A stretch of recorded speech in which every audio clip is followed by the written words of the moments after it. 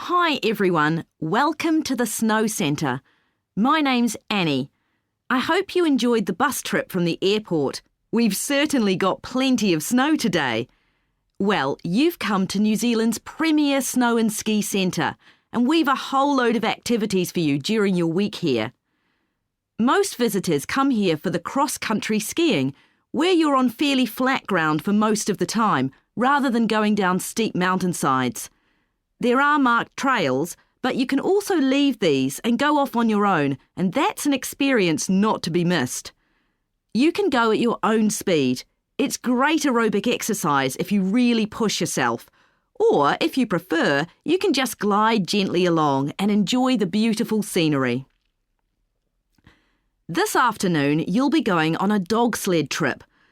You may have seen our dogs on TV recently racing in the Winter Sled Festival. If you want, you can have your own team for the afternoon and learn how to drive them, following behind our leader on the trail. Or if you'd prefer, you can just sit back in the sled and enjoy the ride as a passenger.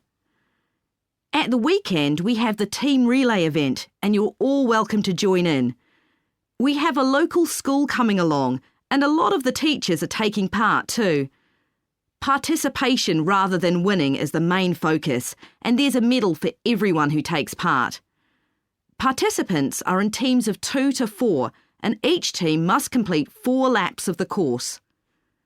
For your final expedition, you'll head off to Mount Frenna wearing a pair of special snowshoes which allow you to walk on top of the snow. This is an area where miners once searched for gold, though there are very few traces of their work left now. When the snow melts in summer, the mountain slopes are carpeted in flowers and plants. It's a long ascent, though not too steep, and walkers generally take a couple of days to get to the summit and return. You'll spend the night in our hut halfway up the mountain. That's included in your package for the stay. It's got cooking facilities, firewood and water for drinking. For washing, we recommend you use melted snow, though, to conserve supplies. We can take your luggage up on our snowmobile for you for just $10 a person.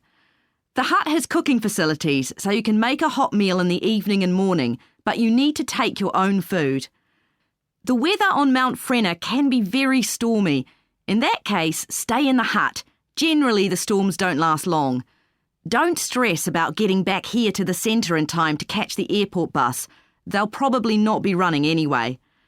We do have an emergency locator beacon in the hut, but only use that if it's a real emergency, like if someone's ill or injured. Now, let me tell you something about the different ski trails you can follow during your stay here. Highland Trail's directly accessible from where we are now. This trail's been designed to give first-timers an experience they'll enjoy regardless of their age or skill, but it's also ideal for experts to practice their technique. Then there's Pine Trail. If you're nervous about skiing, leave this one to the experts. You follow a steep valley looking right down on the river below. Scary! But if you've fully mastered the techniques needed for hills, it's great fun. Stony Trail's a good choice once you've got a general idea of the basics. There are 1 or 2 tricky sections, but nothing too challenging. There's a shelter halfway where you can sit and take a break and enjoy the afternoon sunshine. And finally, Losers Trail. This starts off following a gentle river valley, but the last part is quite exposed, so the snow conditions can be challenging. If it's snowing or windy, check with us before you set out to make sure the trail's open that day. Right, so now if you'd like to follow me, we'll get started.